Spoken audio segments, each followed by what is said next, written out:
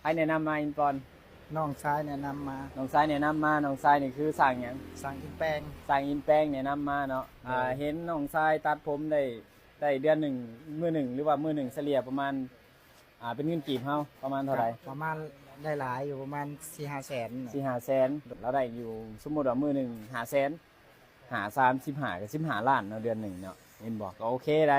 อันนี้แล้วนี่เห็นอ้ายเห็นน้องชายมาเฮียนนัดผมน้ำจานแล้วเนาะได้ดีเนาะก็เลยส่งอ้ายมาเฮียนต่อเนาะตอนแรกอ้ายไปเฮ็ดเวียกหยังอยู่ไส